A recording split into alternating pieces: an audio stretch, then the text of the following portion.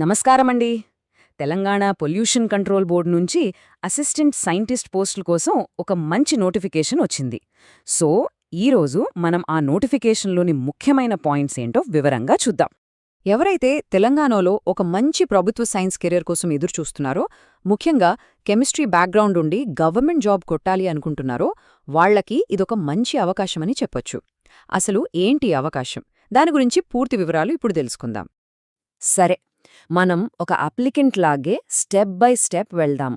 ముందుగా అసలు ఈ ఆపర్చునిటీ ఏంటి, తర్వాత ఎలిజిబిలిటీ ఉందో లేదో ఎలా తెలుసుకోవాలి, ఆన్లైన్లో ఎలా అప్లై చేయాలి, సెలెక్షన్ ప్రాసెస్ ఎలా ఉంటుంది, ఇంకా గుర్తుపెట్టుకోవాల్సిన ముఖ్యమైన తేదీలేంటి, ఇవన్నీ కవర్ చేద్దాం. సరే, ఇక స్టార్ట్ చేద్దాం. ఫస్ట్, అసలు ఈ అవకాశం ఏంటి? తెలంగాణ పబ్లిక్ సర్వీస్ కమిషన్ ప్రకటించిన ఈ పోస్టుకు సంబంధించిన హై లెవెల్ డీటెయిల్స్ ఏంటో ఒక్కసారి చూద్దాం. చూడండి, పోస్ట్ పేరొచ్చేసి అసిస్టెంట్ సైంటిస్ట్ అనలిస్ట్ గ్రేడ్ 2 అనమాట.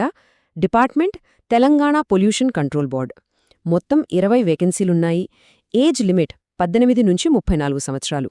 ఇక పే స్కేల్ కూడా చాలా బాగుంది. దాదాపు 46,000 రూపాయల నుంచి మొదలవుతుంది. ఇక్కడ మనం గుర్తుపెట్టుకోవాల్సిన ముఖ్యమైన పాయింట్ ఏంటంటే, రాష్ట్రవ్యాప్తంగా కేవలం 20 పోస్టులు మాత్రమే ఉన్నాయి. అంటే కాంపిటీషన్ చాలా గట్టిగా ఉండే అవకాశం ఉంది. అందుకే ప్రతి డీటెయిల్ చాలా ముఖ్యం. సరే, పోస్టుల గురించి తెలిసింది కదా. ఇప్పుడు అసలు ఈ పోస్టులకు ఎవరు అర్హులు?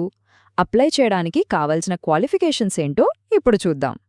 ఎలిజిబిలిటీ క్రైటీరియాను చూస్తే మేజర్గా 4 పాయింట్స్ ఉన్నాయి. 1. ఎడ్యుకేషన్. బ్యాచిలర్ డిగ్రీలో కెమిస్ట్రీ ఉండాలి. 2. ఏజ్. 18 నుంచి 34 ఏళ్ల మధ్య ఉండాలి. ఇక మిగతావి ఇండియన్ సిటిజన్ అయి ఉండాలి, మంచి క్యారెక్టర్ ఉండాలి. ఇవి కామన్. కానీ ఎడ్యుకేషన్, ఏజ్ అనేవి చాలా స్పెసిఫిక్. చూడండి, ఇది నేరుగా నోటిఫికేషన్ నుంచి తీసుకున్న వాక్యం. Must possess basically a bachelors degree with chemistry as one of the subjects. అంటే మీ బ్యాచిలర్ డిగ్రీలో కెమిస్ట్రీ అనేది ఒక సబ్జెక్టుగా ఖచ్చితంగా చదివి ఉండాలి. ఇది ఫండమెంటల్ అకాడమిక్ రిక్వైర్మెంట్ అనమాట. వయస్సునే జులై 1, 2026 నాటికి లెక్కిస్తారు. సింపుల్గా చెప్పాలంటే జులై 1, 2008 తర్వాత పుట్టి ఉండకూడదు, అలాగే జులై 2, 1992 కంటే ముందు పుట్టి ఉండకూడదు. ఈ స్లైడ్లో ఆ డేట్స్ క్లియర్గా ఉన్నాయి, ఒక్కసారి చెక్ చేసుకోండి. అయితే కొన్ని కేటగిరీల వారికి అప్పర్ ఏజ్ లిమిట్లో రిలాక్సేషన్ కూడా ఉంది. For example, SC, ST, BC, EWS కేటగిరీల వారికి 5 ఏళ్ల సడలింపు ఉంటుంది. అంటే వాళ్లు 39 ఏళ్ల వరకు అప్లై చేసుకోవచ్చు. అలాగే మిగతా కేటగిరీలకు కూడా రిలాక్సేషన్స్ ఉన్నాయి. ఓకే, ఒకవేళ మీకు ఎలిజిబిలిటీ ఉంది అనిపిస్తే నెక్స్ట్ స్టెప్ ఏంటి? Application process. అది ఎలాగో చూద్దాం. అప్లికేషన్ ప్రాసెస్లో మీరు గుర్తుపెట్టుకోవాల్సిన మొట్టమొదటి అతి ముఖ్యమైన విషయం వన్ టైమ్ రిజిస్ట్రేషన్, అంటే ఓటీఆర్.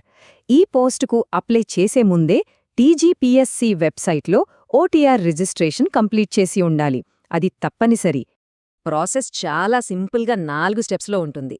స్టెప్ 1, మీ ఓటీఆర్ రిజిస్టర్ చేసుకోండి, లేదా పాతదుంటే అప్డేట్ చేయండి.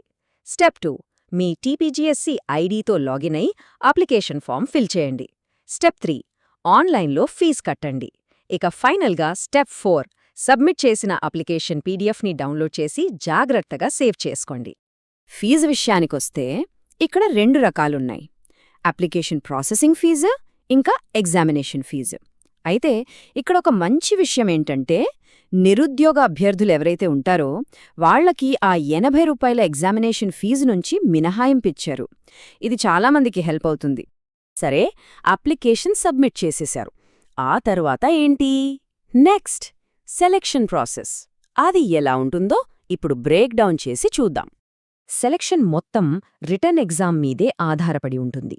ఇందులో 2 పేపర్లు ఉంటాయి. పేపర్ 1 వచ్చి general studies and abilities. Paper 2 వచ్చి మన కోర్ సబ్జెక్ట్ కెమిస్ట్రీ.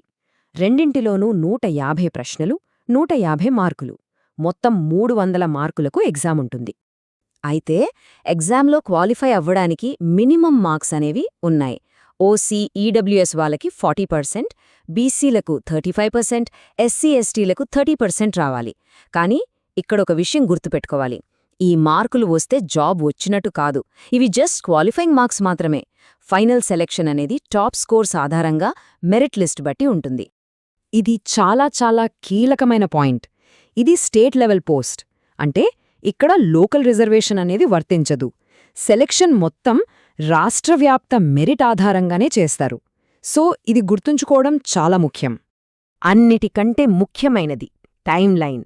సో ఫైనల్గా ఈ రిక్రూట్మెంట్ ప్రాసెస్కు సంబంధించిన కీ డేట్స్ ఏంటో చూద్దాం. ఇవి అస్సలు మిస్ అవ్వకూడదు.